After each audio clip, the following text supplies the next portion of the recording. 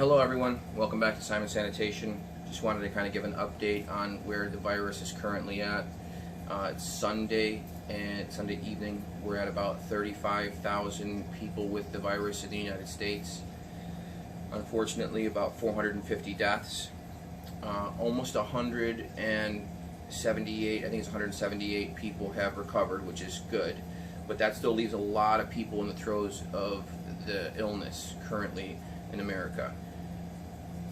So far, about 2% of the people with the virus have been hospitalized in serious condition. About 33,000 have been, some of them have been hospitalized. Most of them just required medical attention and or were asymptomatic. So that's good. It's about 98% of people were not in serious condition. One thing that's come out recently that's a little more disconcerting is about 36% of the elderly, so 36% of the serious patients are in the age bracket of about 60 to 84. But something that's come, that's been known that it was going to affect more of the older population, but the part that's a little more disconcerting is the fact that 20% of people between ages 20 to 44 have been seriously affected by this illness and needed to be hospitalized. So that's unexpected. We were thinking this was going to mostly affect older people and people with autoimmune, but it looks like 20% of the people that contract the virus that are between the ages of 20 and 44 are seeing serious complications on some level. So that's something we're going to have to deal with, we're going to have to face. There's estimates that somewhere between 40 and 81% of Americans will contract COVID-19. Sanitation isn't going to accept those numbers, and you shouldn't either. We need to do everything in our power to fight this evil, and make no mistake, this isn't evil. This is an evil we can fight, and this is an evil we can win against. This is our World War II. Every generation for the last measurable history has had some existential threat that faced them. World War I, World War II, the previous generations before that, the Civil War and the Revolutionary War in America. Other places it's the same thing. There's always going to be something that generally faces a society in the course of each generation.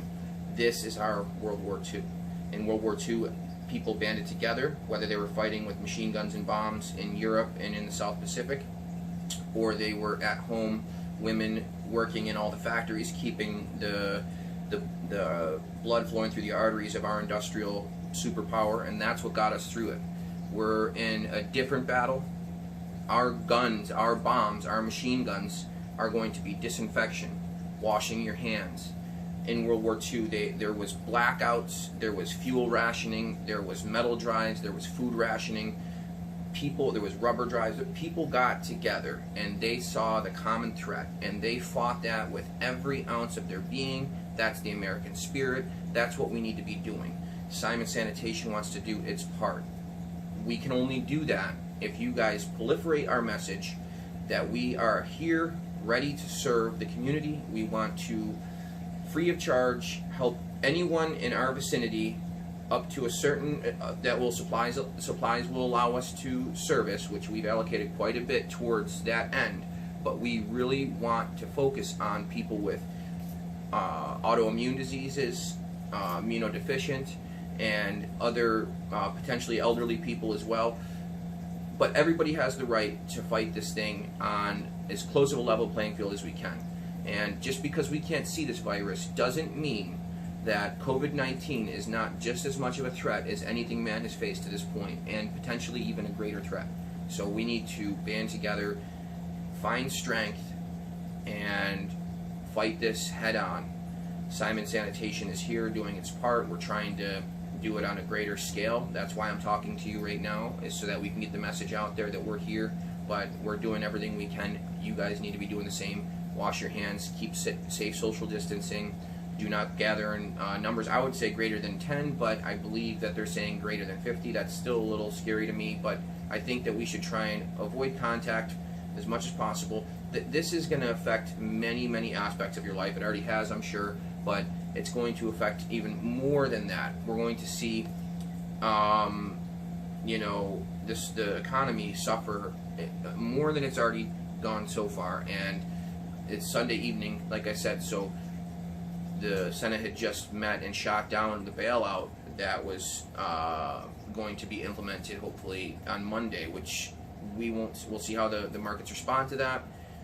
I'm sure it won't be good. Hopefully they can come up with a solution and get the money to where it needs to be, hopefully more so in the hands of American working class people like myself. I just wanted to show you another couple, well, at least this backpack fogger that we just got in. We have several of these, and a few people with these units can disinfect a very large area. It's a like I said, it's a backpack unit, so just put it on like this, and very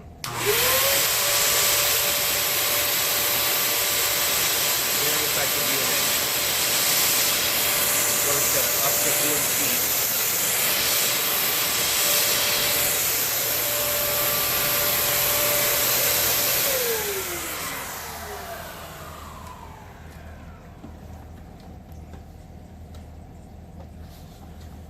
Some of the chemicals that we use are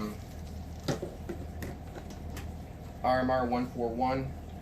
This is a hospital grade disinfectant. It's been certified by the CDC and the FDA to kill COVID-19, as well as the Anisphere. We have that in these packets here. We have several cases of this. This makes quite a bit. This is a concentrate, so it makes quite a bit. We have several thousand gallons ready to go. We're looking forward to helping everybody we can. Please feel free to reach out to us at 1-877-9-NO-GERM or visit our website www.simonsanitation.com. We want to do our part. We hope you will do the same. Let's get together. Let's fight this thing. Just because we can't see it doesn't mean we can't be just as effective as we were in World War II and our previous ancestors that fought.